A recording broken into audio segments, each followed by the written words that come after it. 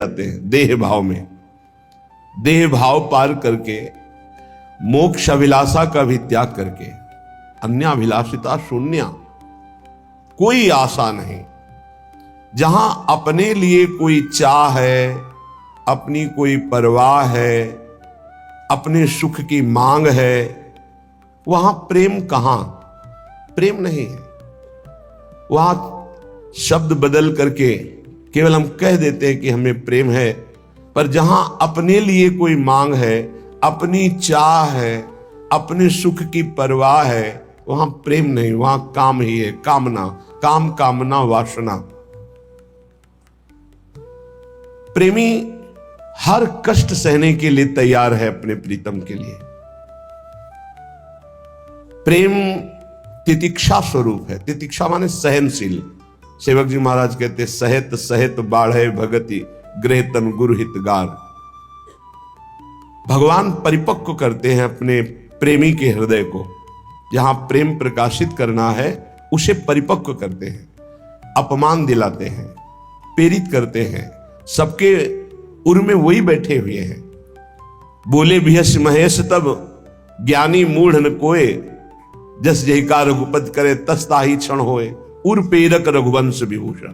भगवान प्रेरित करते, इसकी निंदा करो, इसकी अवहेलना करो, इसका अपमान करो, फिर देखते हैं अब हृदय में कैसा लगा। बोले ठीक है आगे बढ़ो। फिर दूसरी वार, जैसे एक कांच है, छोटा सा कंकड़ मारो टूट जाएगा, पर जब उसको परिपक्व किया जाता है, ठंडा गरम, तो बुलेट प्रूफ हो जाता है। गोली मारो तो नहीं टूटेगा। ऐसे ही भगवान अपने भक्त के हृदय को बुलेट प्रूफ कर देते हैं।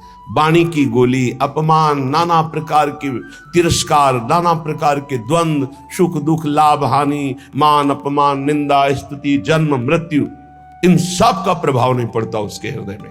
जो प्रेमी हृदय होता है, तैयार रहो, आपके हृदय को भगवान ऐसा बनाएंगे किसी भी तरह का कोई द्वंद्व आपको परास्त न कर पावे।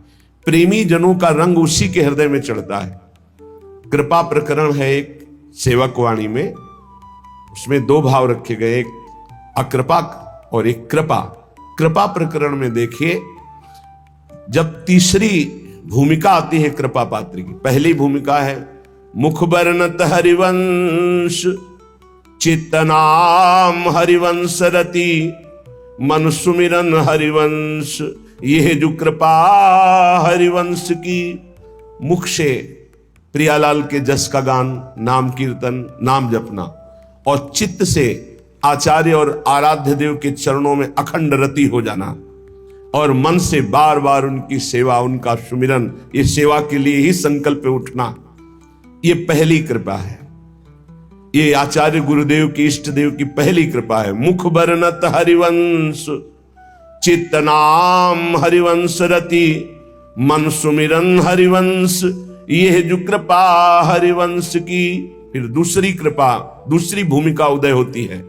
सब जीवन सो प्रीति, रीति निबाहत आपनी, श्रवण कथन परतीति, यह जो कृपा हरिवंश की।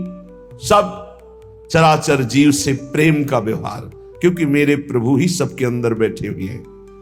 पर किसी से कोई स्वार्थ की आकांक्षा नहीं, कोई आकांक्षा नहीं, कोई चाह नहीं। सब जीवन सुप्रीति, पर रीति निवाहत अपनी, अपनी रीति क्या है? सब सोहित निष्कामति। कोई किसी से बदले की चाह नहीं, ना द्वेष के बदले की चाह, ना राग के बदले की चाह। वो राग द्वेष से अलग भगवत भाव से सेवा करता हुआ निष्काम। श्रवण कथन परतीति, बस अपनी वाणी जी का गायन, वाणी जी का श्रवण और विश्वास कि इसी श्रवण कथन से, नाम वाणी से हमें श्यामा श्याम की प्राप्ति हो जाएगी। श्रवण कथन परतीति, परतीत माने विश्वास, यह जो कृपा हरिवंश की। अब तीसरी भूमिका, शत्रु मित्र समझानी, मानि मान अपमान सम, दुख सुख लाभ न हानि, यह जो कृपा हरिवंश की। शत्रु और मित्र में समान भाव। क्या भक्त का कोई शत्रु होता है क्या? नहीं, भक्त की तरफ से कोई शत्रुता नहीं होती। पर जो तमोगुणी आंतरिक हृदय वाले होते हैं उनको भक्त का यश चुभता है, उनको भक्त की जो उन्नति है भागवतिक वो उनको खाए डालती है। अब वो हर प्रकार से सोचेंगे इसका कैसे पतन करूं, इसका अपयश हो जाए, इसका नाश हो जाए, तो वो शत्रुता का भाव करे, पर आपके हृदय में फर्क नहीं पड़ना चाहिए। ये तीसरी भूमिका हमारे प्रेम रस प्राप्ति की। शत्रु मित्र समजानी, जैसे बड़ाई करने वाला, सम्मान करने वाला, ठीक वैसा ही आपको दिखाई देना चाहिए निंदा करने वाला, अपमान करने वाला। वैसे तो निंदा करने वाला ज्यादा पूज्य है। क्यों? क्योंकि वो हमारे अशुभों का नाश कर रहा है। निंदा करके, अपमान करके हमारे अशुभों का नाश कर रहा है। वो हमारे जो प्रारब्ध भोग है उनको काट रहा है। वो कितना कृपालु है, भगवान उसके अंदर प्रेरणा दे करके हमें परिपक्व कर रहे हैं। इसलिए निंदा करने वाला, अपमान करने वाला, तिरस्कार करने वाला हमारे हृदय में पूज्य भाव होना चाहिए। ये प्रेम प्राप्ति के लिए बहुत जरूरी है। शत्रु मित्र होगा, बड़े बड़े महापुरुषों के जीवन में बड़े बड़े विरोध हुए हैं। अगर विरोध ना हो तो भक्ति में रंग नहीं, जब विरोध आवे तो नाच पड़ो कि भक्ति रंग ला रही है। भगवान विरोध पैदा करवाते हैं। क्यों करवाते हैं? क्योंकि आप उस भूमिका से ऊपर उठे जिससे कोई भी विरोध आपका स्पर्श न कर पावे और आपकी भक्ति अबाध और अखंड बनी रहे।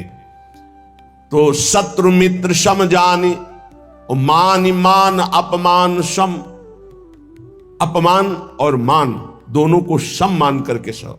अगर कोई सम्मान कर रहा है तो उसकी मति, अपमान कर रहा है तो उसकी मति।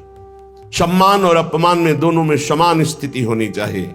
शत्रु मित्र समझानी, मान मान अपमान सम, दुख सुख लाभ न हानि। ना कोई दुख, ना कोई सुख, ना कोई लाभ, ना कोई हानि। हर समय अपने प्रिया प्रीतम के चिंतन में इतना चित्त जोड़े है कि दुख सुख का, लाभ हानि का कोई प्रभाव ही नहीं पड़ रहा। ये तीसरी भूमिका। चौथी भूमिका, अब जो है तैयारी हो गई प्रेम रंग रंगने की। तो भगवान ने ऐसा रंग भेजा, ऐसा रंग रंगने वाला मिला दिया जिससे प्रेम रंग से हृदय रंग जाए। बोले नितैक धर्मिन संग, नित्य उसको प्रेमी जनों का संग मिल गया। बड़ा कठिन है, सही संग मिल जाना बड़ा कठिन है, भगवान की कृपा से मिलता है। नहीं तो मिलावट ऐसी प्रपंच की बनी रहती है कि चित्त निर्विकार होकर प्रभु में लगने के लिए अगर तैयारी भी करे तो भी फिसल कर प्रपंच में फंस जाए। नित एक धर्मिन संग, बहुत संग मिले वो संग नहीं।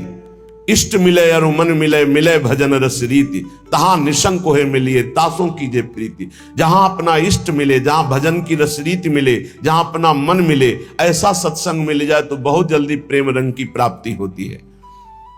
नित एक धर्मिन संग, जब श्री प्रियालाल के प्रेमी जनों का संग मिला तो नित्य नवीन प्रेम का प्रादुर्भाव होने लगा। नित्य एक धर्मिन संग तो रंग बढ़त नित नित सरस, फिर नित नित प्रेम अभंग, ये जो कृपा हरिवंश की। जहां ये चौथी भूमिका आई तो पांचवी भूमिका में लीला दर्शन होने लगता है। निरखत नित्य विहार, पुलकित तन रोमावली, आनंद नैन सुधार। ये जो कृपा हरिवंश की, नेत्र खुले हैं बंद, वो प्रिया प्रीतम की रूप माधुरी, लीला माधुरी में डूबा हुआ, आनंद सुप्रवाह करता हुआ एक एक क्षण महाप्रेम में व्यतीत हो रहा है। छिन छिन रुदन करंत, छिन गावत आनंद भरी, छिन छिन हर हसंत। ये जो कृपा हरिवंश की, ये छठवीं भूमिका आई। क्षण क्षण में उसका रोना हो रहा है, क्षण क्षण में वो प्रियालाल के संग विहरण कर रहा है, क्षण क्षण में उनकी लीलाओं का गायन करके डूब रहा है। छिन छिन बिहरत संग, छिन छिन निरखत प्रेम भरी, छिन जस कहता भंग। ये जो कृपा हरिवंश की। सातवीं भूमिका में हर समय प्रिया प्रीतम के साथ रहता है, हर समय। और आठवीं भूमिका जब जागृत होती है तब जो बड़े बड़े ईश्वर कोटि के महापुरुषों के लिए दर्शन पाना दुर्लभ है, उस केली का दर्शन करता है। त्रपित न मानत नैन, कुंजरंध्र अवलोकितन, ये सुख कहत बने न, ये जो कृपा हरिवंश की। निरंतर कुंज रंध्रों में लगकर प्रियालाल की अद्भुत केलिका वो उपासक अवलोकन करता है, जिसके हृदय में प्रेम जागृत हो जाता है। ये 7 भूमिकाएं बहुत सुंदर प्रेम की श्री सेवक जी महाराज ने वर्णन की। तो जो उपासक सहनशील होता है वही इस मार्ग में चलता है। जब प्रशंसा होती है तो सबको अच्छा लगता है, और जब निंदा होती है तो सबको बुरा लगता है, लेकिन प्रेमी को नहीं। प्रशंसा प्रेमी को चुभती है और निंदा उसको मीठी लगती है। ये उल्टा मार्ग है, प्रेम का उल्टा मार्ग है। सम्मान करे तो ऐसे कर लेगा, अपमान करे तो उसके चरणों में प्रणाम करेगा। ये प्रेम का मार्ग उल्टा मार्ग है। सब प्रकार से जो तितिक्षु होता है, सहनशील होता है, उसके हृदय में प्रेम का प्रादुर्भाव। सब सहना है, कुछ नहीं कहना, ये हमारा मार्ग है। सब सहना है, कुछ नहीं कहना। अगर तुम हमें दुख देना चाहते हो तो हम सुख क्यों चाहें? अगर तुम अपमान करवाना चाहते हो तो हम सम्मान क्यों चाहेंगे? प्रभु, यदि आप निंदा करवाना चाहते हो तो हम प्रशंसा क्यों चाहेंगे? हम तो आपकी चाह में चाह मिलाए हुए। ये प्रेमी का हृदय होता है। प्रेम बड़ा पवित्र होता है, निर्दोष होता है। छल, कपट, बेईमानी, स्वार्थ, स्वसुखवांछा, ये प्रेम में छू नहीं जाती। जहां प्रेम प्रकाशित होता है वहां छल नहीं होता, कपट नहीं होता, छुपाव नहीं होता, बेईमानी नहीं होती, स्वार्थ नहीं होता। बड़ी दिव्यता होती है, क्योंकि प्रेम दिव्य है तो विशुद्ध जिसके हृदय में जागृत होता है उसे दिव्य कर देता है। अब पार्थिव बुद्धि शरीर रागी वो दिव्य को कैसे जान पाएगी? तभी उसको आश्चर्य होता है, ऐसा कैसे हो सकता है, ऐसा कैसे हो सकता है? अरे सांप का छोटा बच्चा गरुड़ को खा जाएगा। अगर भगवान कृपा दृष्टि से देख ले तो है छोटा सा लघु ब्याल खाए गरुड़ को खा जाए। मस्कई कहें बिरंची अजय मसकते हीन, ब्रह्मा को मच्छर बना दे, मच्छर को ब्रह्मा बना दे, जड़ को चैतन्य, चैतन्य को जड़, कर तुम अकर तुम अन्यथा कर तुम। सर्व समर्थ प्रभु का प्रेम प्रकट हो गया तो दिव्यता। जब दिव्य प्रेम, दिव्य प्रभु की कृपा का प्रभाव होता है तो पार्थिव बुद्धि नहीं समझ पाती। श्री जी की कृपा, लालजू की कृपा, उनकी कृपा का केवल स्वाद। अभी वो कृपा हट जाए तो अभी बोलना की आवाज नहीं निकलेगी। सुई के धागा जहां जानना मुश्किल है वहां अनंत ब्रह्मांड पार कर दे। कर तुम अकर तुम अन्यथा कर तुम हमारा प्रीतम है। भाई समझो, ये माया भगवती ऐसी आंधी चलाएगी कि तुम हमारी बात न पकड़ पाओ, और बाद में देख लेना तुम्हें समझ में आएगा कि क्या हमने खो दिया। अब वो बोलवाना चाहते हैं, मूकम करोति वाचालम पंगुम लंघयते गिरिम यत् कृपा तम हम वंदे परमानंद माधवम। वही माधव परमानंद बैठ करके मूक से वाचाल कर दिया। अब इस वाचाल से वो मूक कर दे, उनकी महिमा की बात। अगर उनका है कि दहाड़ो तो अंतिम श्वास तक ऐसे दहाड़ते रहेंगे। भगवान की कृपा से जो दिव्यता आती है वो मानुषिक नहीं होती, उनमें मानुषिक नहीं होती। जब मीरा जी को जहर पिलाया गया तो बोले ऐसा कैसे हो सकता है कि इतने हलाहल जहर से बच जाए। उसको संशय हो गया कि ये वैद्य मिल चुका है मीरा जी से और इसने बनावटी ऐसे जहर बनाया जिससे मीरा मरी नहीं। बुला उस वैद्य को। वैद्य को बुलाया, उसी कटोरे का एक बूंद जे ही चखाया गया, छटपटा के मर गया। मीरा जी की प्रार्थना से पुनः वो जीवित हो गया। कर तुम मकर तुम, भगवान की एक अपार सामर्थ्य है।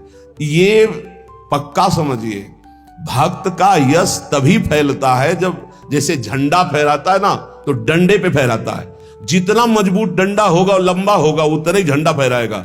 ये विरोध भाव, ये निंदा, ये तिरस्कार, ये वो डंडा है जिस पे भक्त का झंडा फहराता है। अरे जमाने जोर लगा ले, कितना जोर लगाएगा, भक्त और भगवान का झंडा कभी ना झुकने पाएगा। जब भगवान प्रताप प्रकट करते हैं, कौन दो सिर वाला ऐसा पैदा है जो उसका बाल बांका भी कर सके। इसलिए प्रेम मार्ग में चलने पर ना तो भय होनी चाहिए और ना भोग दैन्यता। प्रेम पवित्र होता है, इसमें छल नहीं, कपट नहीं, बेईमानी नहीं, स्वार्थ नहीं। छल कपट बेईमानी जहां बुद्धि में है, जो चश्मा लगा छल कपट बेईमानी का, तो सब जगह लगता है छल कपट का ही राज्य है। हम जैसा चश्मा लगाते हमको वैसे ही दिखाई देने लगता है। लेकिन ये भगवत प्रेम मार्ग है। इस प्रेम मार्ग में अपनी श्रद्धा और विश्वास को श्यामा श्याम के चरणों में और अपने विवेक से संत का संग करना चाहिए।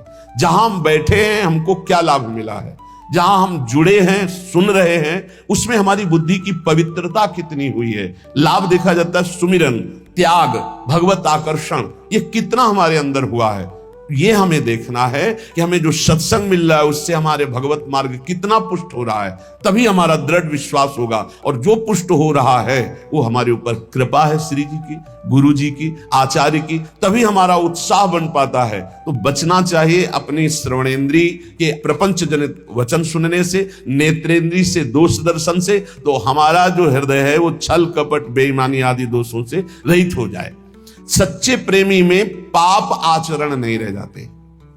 जो सत्य मार्ग के पथिक हैं उनमें पाप आचरण नहीं होते। पाप होते हैं कामना के कारण, और कामना होती है देहाभिमान के कारण, और देहाभिमान होता है अज्ञान के कारण। सबका मूल अज्ञान और अविद्या है। जब प्रेम का प्रकाश होता है तो अज्ञान ही नहीं रह जाता, इसलिए ना वासना रह जाती, ना कोई कामना रह जाती है।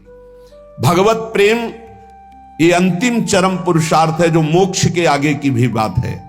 भगवत प्रेम अत्यंत दुर्लभ है, पर इसकी प्राप्ति कृपा से सहज में हो जाती है। अत्यंत दुर्लभ है पर कृपा से सहज में हो जाती है। यदि कोई अनन्य उत्कंठा रख करके भगवान के जो वचन शास्त्रों में, संत के वचन, उनके आश्रित हो जाए, निर्भर हो जाए, तो ये प्रेम प्रकट हो जाए। हम चाहते हैं कि हमें प्रेम मिल जाए, पर हम विषय भोग नहीं छोड़ेंगे, हम नाना प्रकार की पापाचरण नहीं छोड़ेंगे, तो विषयों में सुख बुद्धि जब तक रहेगी तब तक भगवान में प्रेम नहीं हो सकता। प्रेम के प्रवचन भले हो जाएं, प्रेम की बातें भले हो जाएं, विषयासक्ति और प्रेम ये बिल्कुल विपरीत है। जैसे दिन और रात, विषयासक्ति रात है और प्रेम दिन है। जिन साधकों के हृदय में विषय भोगने की प्रबल लालसा है और वो उनको त्यागे हुए आगे बढ़ रहे हैं, तो उनका विषय रस के प्रति आकर्षण कम होते होते नष्ट हो जाएगा।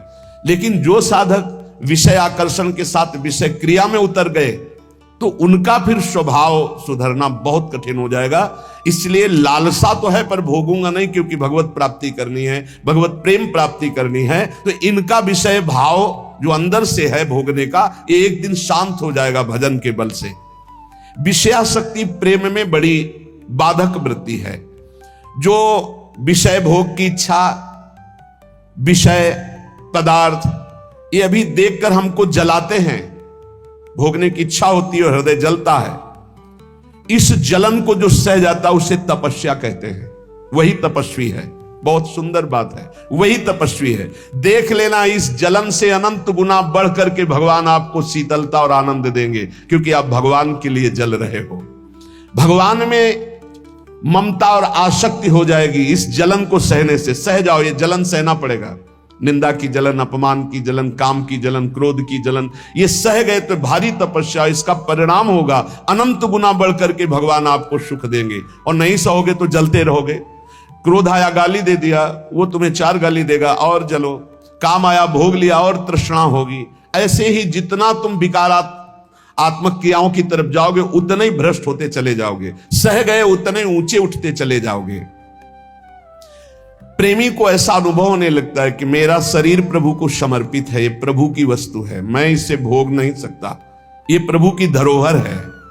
मेरा मन प्रभु को समर्पित है, अब जाए जहां जाए प्रभु संभाले। पुत्र, धन, प्रतिष्ठा, घर, परिवार, रुपया, पैसा है, सब कुछ प्रभु की प्रदत्त वस्तु है। इसमें मेरा अहंकार क्या, इसमें मेरी ममता क्या? ऐसे भक्त के हृदय में प्रेम का प्रकाश होता है। जिसके हृदय में प्रेम स्फुरित होता है, उसके हृदय की स्थिति सर्वदा आनंद ही आनंद, आनंद ही आनंद, हर समय आनंद। जहां हमारा स्व प्रभु से मिला, स्वयं आनंद की उत्पत्ति हो गई। अभी स्वाभिमान देह में है, स्वाभिमान प्रियालाल के चरणों में गया, आनंद ही आनंद है। उसी के लिए रोज सत्संग, रोज साधना हो रही। किसी समय प्रियालाल हमारे अहंकार को मिटा दे, स्वीकार कर ले। भगवत प्रेम में कृपा की बाट जो ही जाती है। कब गुरु कृपा होगी कि हमारे हृदय प्रेम जागृत हो, कब प्रियालाल की कृपा होगी। कम से कम इतनी तड़पन तो हो ही जाए कि दिन में कई बार अपने अंदर अभाव पैदा हो कि मेरे अंदर प्रेम नहीं जागृत हुआ, अभी प्रभु का प्रेम जागृत नहीं हुआ, ना नाम से प्रेम है, ना धाम से प्रेम है, ना प्रियालाल से प्रेम है। ये भगवत प्रेम की बातें सुनकर कच्चा उपासक डरने लगता है कि इतनी जलन सहनी पड़ेगी, पर सच्चा उपासक यही आग की ज्वाला से चलना है। चढ़ के मैंने तुरंग पे चलिबो पावक माए। अरे मन घबरा जाता है कि अच्छा ये जलना पड़ेगा भगवत मार्ग में, तो जलना तो पड़ेगा। इधर जल लो, थोड़ी दूर जलन है फिर आनंद है, और इधर तो जलन ही जलन है। जलत ज्वालम, ये संसार जलती हुई ज्वाला के समान, काम क्रोध लोभ मोह मद मत्सर। प्रेम का मार्ग थोड़ी दूर का ये जलन वाला है। इसे देखकर कायर पुरुष वापस हो जाता है, भोगों में फंस जाता है। परंतु जो इस आग में कूद पड़ता है, उसके लिए आग चंदन से भी शीतल बनकर के महासुख देने वाली बन जाती। केवल डरना नहीं है, ये डराता है कुछ नहीं। ध्यान मत दीजिए, नाम जप कीजिए, लीला गायन कीजिए, सत्संग सुनिए, जो ही आगे बढ़े तो शीतलता ही शीतलता, आनंद ही आनंद। प्रेम, प्रेम में समस्त क्रियाएं केवल प्रभु के निमित्त की जाए, या प्रेमी की समस्त क्रियाएं केवल प्रभु के लिए होती है। देखो गोपीजन अपने पति की सेवा, घर में सोहनी लगाना, धान कूटना, गाय की सेवा करना, दुग्ध दुहना, दही मथना, पर ये सब कर रही हैं, लेकिन इनका उद्देश्य है श्री कृष्ण प्रसन्नता, और इनके हृदय में हर समय है श्री कृष्ण चिंतन। इन दो भाव से बहुत ऊंची दशा को प्राप्त हो जाती। क्रियाएं सब सांसारिक है, क्रियाएं सब सांसारिक है, आप विचार करके देख लीजिए, लेकिन चिंतन और क्रियाओं का फल श्री कृष्ण प्रसन्न होंगे, क्योंकि उनका आराधन कर रही है। हर क्रिया में श्री कृष्ण का चिंतन कर रही है, हर क्रिया श्री कृष्ण की प्रसन्नता के लिए कर रही, श्री कृष्ण के लिए कर रही। इसी से प्रेम प्राप्त हो जाता है। भगवत प्राप्ति के लिए कोई नए अनुष्ठान की जरूरत नहीं। ये भ्रम पैदा किया जाता है अपने दिमाग में कि कहीं दूर चल के गुफा में या ऐसा तब भगवत प्राप्ति, नहीं, ऐसा नहीं। जो गुफा में है, अगर वो संसार का राग त्यागे नहीं तो उनको भगवत प्राप्ति नहीं होती। अगर घर में है और आप सारी घर की क्रियाएं भगवत अर्पण कर दे और नाम जप कर रहे हैं और प्रभु से अपना संबंध स्वीकार कर लिए हैं, जो हमारा संबंध जन्म जन्मांतरों से है। पहला संबंध तो है ही कि हम भगवान के अंश हैं, दूसरा गुरु प्रदत्त संबंध होता है, सखा या वात्सल्य या गोपी या सहचरी। अपने संबंध को जो मान रहा है, सारी क्रियाएं प्रभु के लिए कर रहा है, हर समय नाम स्मरण कर रहा है, बिल्कुल भगवत प्रेम प्राप्त हो जाएगा, निश्चित भगवत प्राप्ति हो जाएगी।